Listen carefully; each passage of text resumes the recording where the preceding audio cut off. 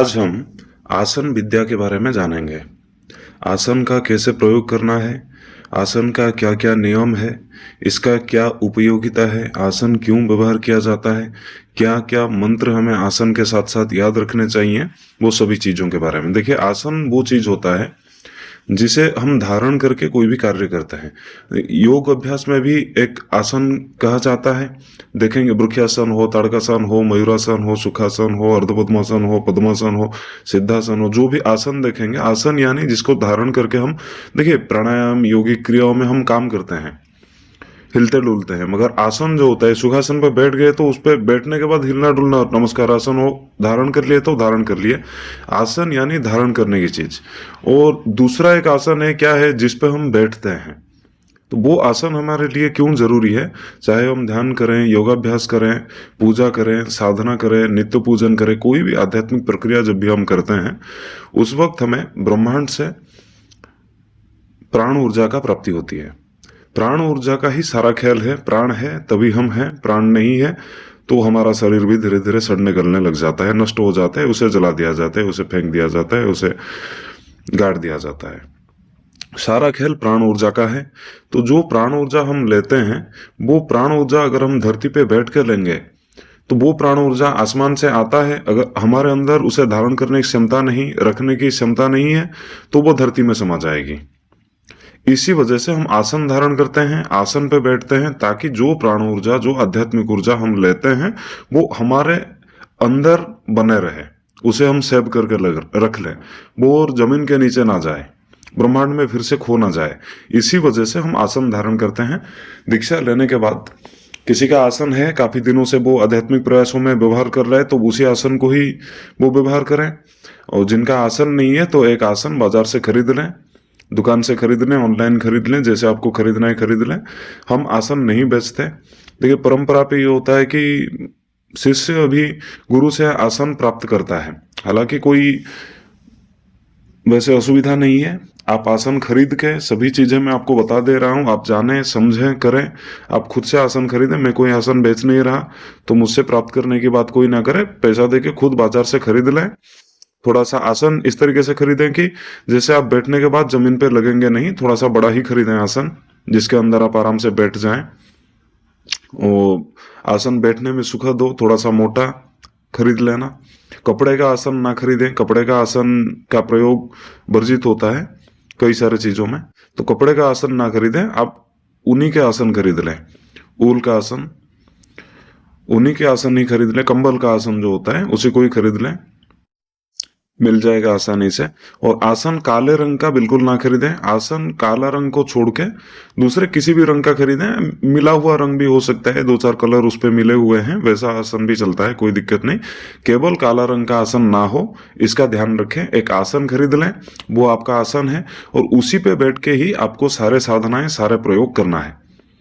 अब समझते हैं, आसन पे आराम से बैठने के लिए एक और दूसरा कंबल खरीद लें, या फिर थोड़ा सा एक चौड़ी वाली गद्दा बना लें, तो उस गद्दे पे आसन डाल के आप बैठें। कोई कोई लोग तो मतलब लकड़ी का ही चौकी बना लेते हैं, उसके ऊपर आसन डाल के बैठते हैं, ताकि आराम से आप ज्यादा देर तक बैठ सकें, दर्द ना हो, तनाव ना हो।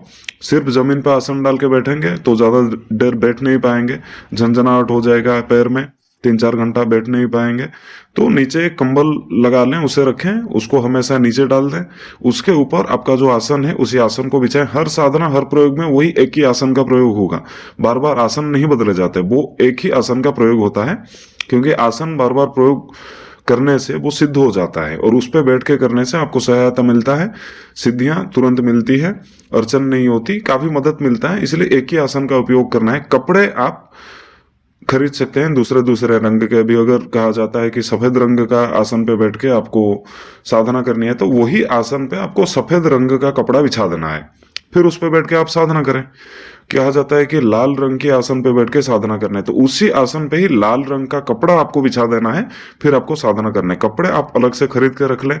ज्यादातर तो हमें सफेद कपड़ा, काला कपड़ा और नीला कपड़ा, और अपना हो गया पीला कपड़ा, लाल कपड़ा, यही प्रमुख होते हैं। इन्हीं सब कपड़ों से ही, इन्हीं सब रंगों के आसन से ही ज्यादातर साधनाएं चलती हैं। ये सब कपड़ा खरीद के अपने पास रख लें, जब जैसी कपड़े की आवश्यकता हो वो कपड़ा निकाल कर बिछा के उस पे आसन पे बैठ के साधना कर लें, प्रयोग कर लें। जब आप बार बार एक ही आसन पे बैठ के मंत्र जाप करते हैं, साधना करते हैं, नित्य पूजन करते हैं, ध्यान करते हैं, योगाभ्यास करते हैं, तो वो आसन सिद्ध हो जाता है। जब हम कोई भी आध्यात्मिक प्रयास करते हैं तो ऊपर से अपने ऊपर प्राण ऊर्जा, ब्रह्मांडीय ऊर्जा अपने ऊपर गिरता है। जितना अपने अंदर समा गया तो समा गया, जो बाकी गिरता है तो अपने चारों ओर गिरता है। मान लीजिए कोई व्यक्ति माता बगलामुखी की साधना कर रहा है, तो माता बगलामुखी को पीताम्बरा कहा जाता है। पीले रंग का उनका स्वरूप है, उनका वस्त्र भी पीले रंग के होते हैं, उनका ओरा, उनका जो तरंग होता है वो भी पीले रंग का ही होती है। तो साधक भी क्या करता है, पीले रंग के आसन पे बैठता है, यानी कि अपने आसन पे पीला रंग का कपड़ा बिछा के बैठता है, खुद भी पीले रंग का वस्त्र पहन के बैठता है। तो जब माता रानी की ऊर्जा उसकी तरफ आती है, चाहे वो किसी भी फॉर्म पे हो, ऊर्जा तो किसी भी फॉर्म पे बदल सकता है। माता रानी की ऊर्जा जब उसके तरफ आ रहा है, रोशनी के तरीके से हो, हवा के तरीके से हो, किसी भी तरीके से आ रहा हो, प्राण ऊर्जा के तरीके से हो, ब्रह्मांडीय ऊर्जा के तरीके से हो, सकारात्मक ऊर्जा के तरीके से हो, आध्यात्मिक ऊर्जा के तरीके से हो, जैसे भी आ रहा है वो ऊर्जा, सभी ऊर्जा साधक के अंदर चले नहीं जाते। जो साधक के अंदर चले जाते हैं चले जाते हैं, बाकी जो होते हैं उसके आसपास गिरते हैं। जब आप उसी आसन पे बैठ के करेंगे तो बाकी जो ऊर्जा गिरेगा उस आसन पे गिरेगा, आसन पे ऊर्जा इकट्ठा हो जाएगा।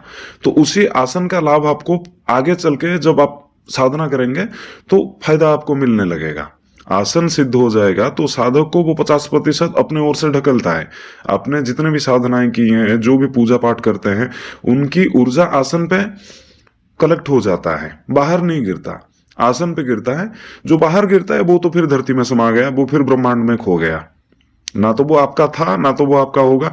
जो आपने इकट्ठा किया, जो आपने संचित किया अपने कर्मों से, अपने मंत्र जाप से, अपने प्रयास से, वो ऊर्जा आसन पे इकट्ठा हो जाता है। जो एक्स्ट्रा ऊर्जा होता है अपने चारों ओर गिरता है, ऊर्जा का पुंज गिरता है, जो अपने अंदर चला गया अंदर चला गया, जो बाहर गिरेगा आसन पे रुका रहेगा। तो आसन को धोना नहीं है बार बार, आसन को साफ सुथरा रखें। एक बार धो लिए तो 6 महीने से 1 साल तक धोना नहीं है।